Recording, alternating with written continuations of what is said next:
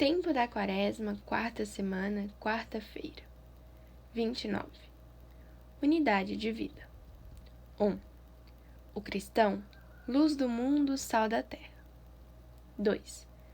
Consequências do pecado original no mundo. A redenção. Reconduzir a Cristo todas as realidades terrenas. 3.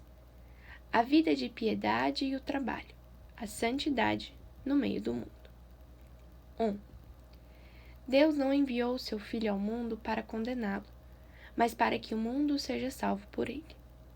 Veio à terra para que os homens tivessem luz e deixassem de se debater nas trevas, e ao terem luz, pudessem fazer do mundo um lugar onde todas as coisas servissem para dar glória a Deus e ajudassem o homem a atingir o seu último fim. Mas a luz resplandece nas trevas e as trevas não a compreenderam. São palavras atuais para uma boa parte do mundo, que continua na escuridão mais absoluta, pois sem Cristo, os homens jamais alcançarão a paz, nem a felicidade, nem a salvação. Fora de Cristo, só existem as trevas e o pecado. Quem rejeita Cristo permanece sem luz e já não sabe por onde vai o caminho. Durante séculos, muitos homens separaram a sua vida, trabalho, estudo, negócios, pesquisas, lazer, separaram da fé.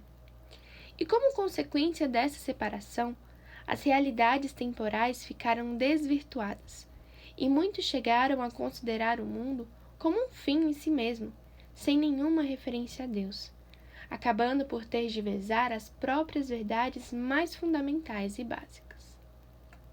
De modo especial, é preciso corrigir essa separação nos países ocidentais, porque nestes anos, muitas gerações se estão perdendo para Cristo e para a Igreja, e porque, infelizmente, desses lugares se envia ao mundo inteiro o joio de um novo paganismo.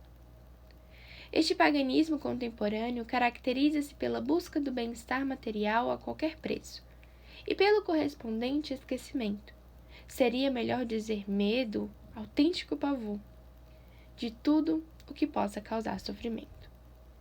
Dentro dessa perspectiva, palavras como Deus, pecado, cruz, mortificação, vida eterna, tornam-se incompreensíveis para uma grande parte das pessoas, que desconhecem o seu significado e o seu conteúdo. Essa espantosa realidade está à vista de todos. Muitos começaram talvez por pôr Deus entre parênteses em algum aspecto da sua vida pessoal, familiar, profissional.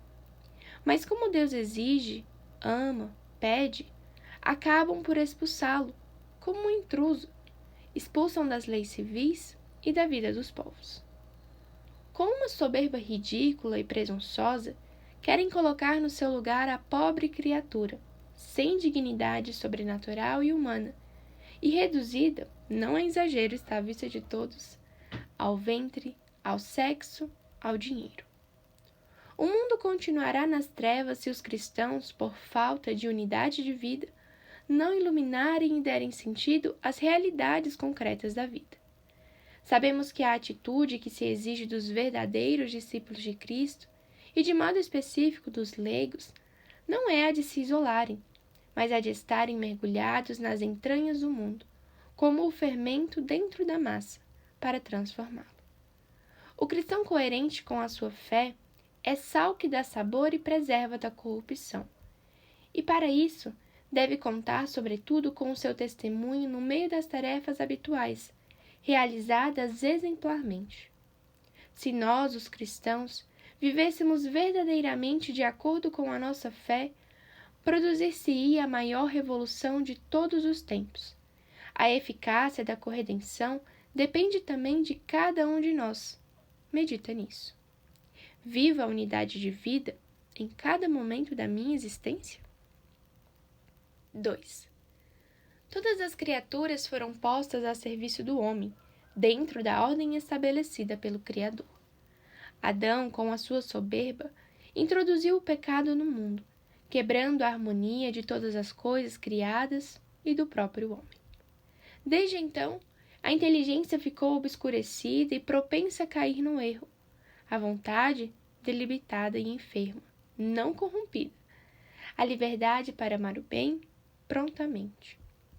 O homem ficou profundamente ferido, incapaz de reconhecer e alcançar com facilidade o seu verdadeiro bem. Rompeu a aliança com Deus e, como consequência disso, chegou, por um lado, à desintegração interior e, por outro, à incapacidade de construir a comunhão com os outros. A desordem introduzida pelo pecado foi além do homem, afetando a própria natureza. O mundo é bom, pois foi feito por Deus de modo a contribuir para que o homem alcançasse o seu fim último. Mas depois do pecado original, as coisas materiais, o talento, a técnica, as leis, podem ser desviadas da sua reta ordem e converter-se em males para o homem, obscurecendo o seu fim último e separando-o de Deus, ao invés de aproximá-lo. Nascem assim muitos desequilíbrios, injustiças, opressões, que têm a sua origem no pecado. O pecado do homem, isto é, a sua ruptura com Deus, é a causa radical das tragédias que marcam a história da liberdade. Para compreendê-lo, muitos dos nossos contemporâneos deverão começar por redescobrir o sentido do pecado. Deus, na sua misericórdia infinita, compadeceu-se deste estado em que a criatura havia caído e nos redimiu em Jesus Cristo.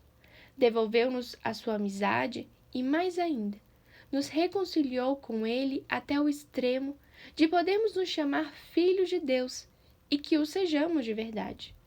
Nos destinou à vida eterna para que pudéssemos morar com Ele para sempre no céu.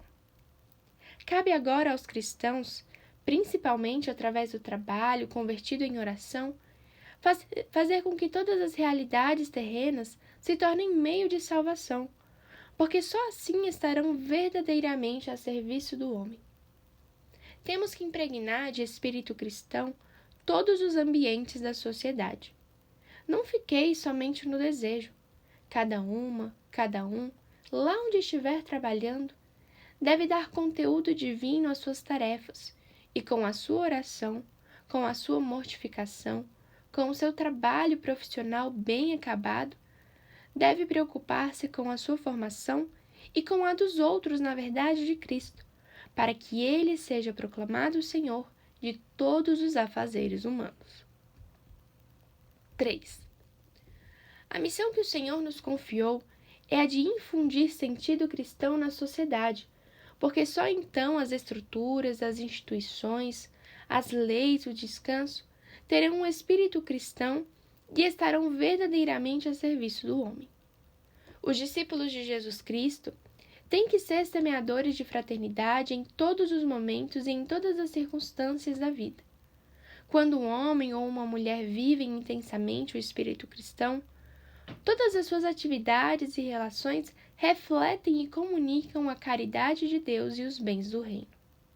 É preciso que os cristãos saibam pôr nas suas relações cotidianas de família, amizade, vizinhança, trabalho e lazer, colocar a marca do amor cristão, que é simplicidade, veracidade, fidelidade, mansidão, generosidade, solidariedade e alegria. As práticas pessoais de piedade não devem ser isoladas do resto das nossas tarefas, mas devem ser momentos em que a referência contínua a Deus se torne mais intensa e profunda, de modo que depois seja mais alto o tom das atividades diárias. É evidente que procurar a santidade no meio do mundo não consiste simplesmente em cumprir ou multiplicar as devoções ou as práticas de piedade, mas em chegar à unidade efetiva com o Senhor que esses atos promovem e para a qual estão ordenados. E quando há uma união efetiva com o Senhor, isso influi em toda a atuação da pessoa. Essas práticas hão de levar-te, quase sem o perceberes, à oração contemplativa. Brotarão da tua alma mais atos de amor, jaculatórias, ações de graças, atos de desagravo, comunhões espirituais. E isto enquanto cuidas das tuas obrigações, quando atendes ao telefone, quando tomas um meio de transporte, quando fechas ou abres uma porta, quando passas diante de uma igreja, quando começas uma nova tarefa, enquanto a realizas e quando a concluis. Procuremos viver assim, com Cristo e em Cristo, todos e cada um dos instantes da nossa existência, no trabalho, na família, na rua, com os amigos. Consiste nisto a unidade de vida. Então, a piedade pessoal passará a orientar-se para a ação e dar-lhe-á impulso e conteúdo até convertê-lo num contínuo ato de amor a Deus. E, por sua vez, as ocupações de cada dia passarão a facilitar o trato com Deus e serão um campo em que se exercitam todas as virtudes. Se procurarmos trabalhar bem e introduzir nas nossas tarefas a dimensão transcendente que resulta do amor a Deus, essas tarefas servirão para a salvação dos homens e tornaremos o mundo mais humano, pois não é possível respeitar o homem e muito menos amá-lo se nega ou se combate a Deus, uma vez que o homem só é homem quando é verdadeiramente imagem de Deus. Pelo contrário, a presença de Satanás na história da humanidade aumenta na proporção em que o homem e a sociedade se afastam de Deus. Nessa tarefa de santificar as realidades terrenas, os cristãos não estão sozinhos. Restabelecer a ordem querida por Deus e conduzir o mundo à sua plenitude é principalmente fruto da ação do Espírito Santo, verdadeiro Senhor da história.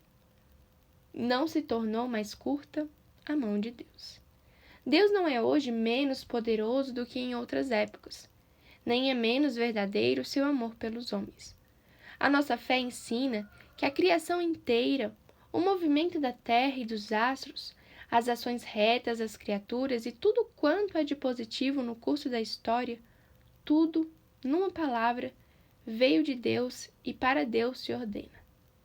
Pedimos ao Espírito Santo que mova as almas de muitas pessoas, homens e mulheres, anciãos e jovens, sãos e doentes, para que sejam sal e luz nas realidades terrenas.